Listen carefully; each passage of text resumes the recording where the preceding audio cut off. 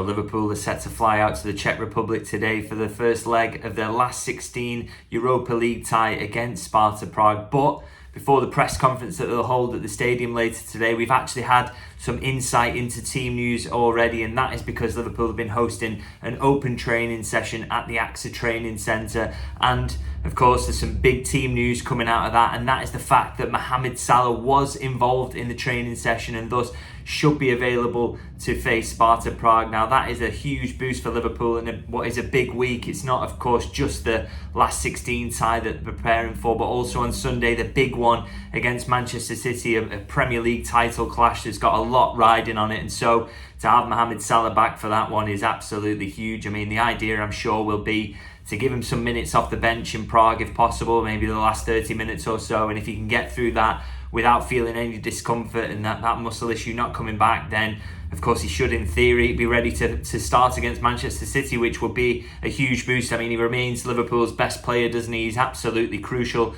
to the hopes over the remainder of this season, and you hope that this little injury layoff, very unusual for Salah, let's be honest, he doesn't really pick up many injuries, but you hope that maybe if there is an upside to it, so he's had a little bit of rest off the back of it and now he can come back and have a really big impact over the remainder of the season, or certainly that's what Liverpool will be hoping anyway. Now, also good to see Quaveen Kelleher in training today. There had been some rumours floating around on social media that he'd sustained an injury in training and wasn't going to be available for this game. Now, of course, that would be a double blow with the fact that Alisson Becker is already out injured, so Liverpool will be down to possibly using Adrian San Miguel or maybe one of the young goalkeepers instead. So that would have been a little bit of a blow, you have to say, because Quaveen Kelleher has been in unbelievable form. But as I say, he was in training, and I think that kind of shows you really is don't believe everything you hear on social media. You know, there's always rumours, isn't there, on Twitter or X as it's now called, or Facebook. And one person will tweet something and it'll spread like wildfire, but you're best really sticking to the sources that you trust and the reporters that work around the club. I'm obviously talking about myself here, but other reporters as well. You know, so you don't get misinformation like that spreading. So as I say, Quaveen Kelleher involved, and that is a boost for Liverpool, I suppose, if you were on board with those rumours that had been doing the round. Now, obviously, there were a few absentees. Liverpool's injury list is still a long one, let's be honest, and one of the notable ones there is Ryan Gravenberch, I would say. Now, when Klopp was speaking about Ryan Gravenberch's injury recently, and this was in the aftermath of him picking it up after that ankle ligament damage he sustained in the Carabao Cup final. Now, the very next press conference after that game, Jurgen Klopp said, you know, we'll see how things go. It could have been much worse. It could have been an ankle break, but he's out of the next 2 games at least. Now, of course, that was Southampton and Nottingham Forest, and so maybe some hope when he said that maybe he'd be back for this game and could even make himself available to face Manchester City. Now, I'm not sure if everyone had seen this, but I reported yesterday for This Is Anfield, and I do urge you to seek out my reporting for This Is Anfield. That's where I put a lot of my news stories alongside this reporting I do for YouTube.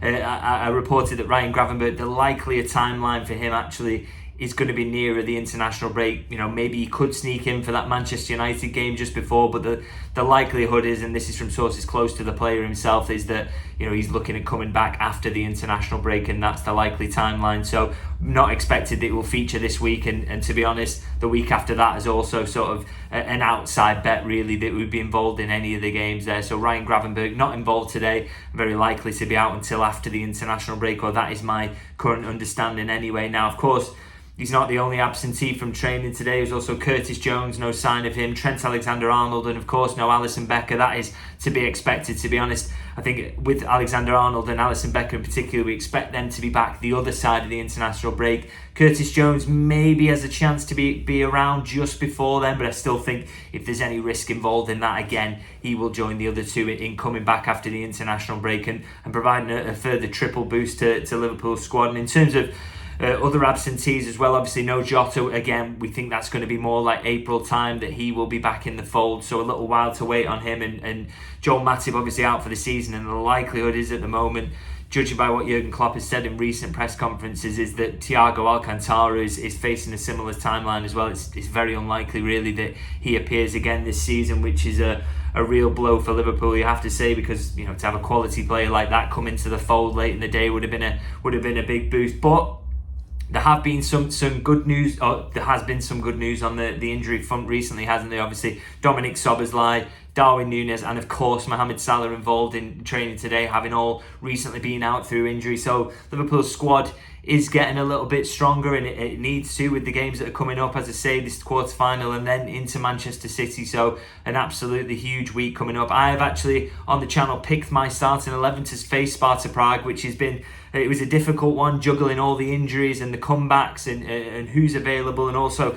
with one eye on that Manchester City game. So I do urge you to seek that out and let me know what your starting 11 would look like. And I'm going to leave it there for now for my injury update. Well, I'll be back after the game to give you my thoughts on the performance, how Liverpool did, and let's hope that we're talking about a comfortable first leg lead to take into the Anfield fixture, and of course a huge confidence boost ahead of that massive one against Manchester City. See you soon.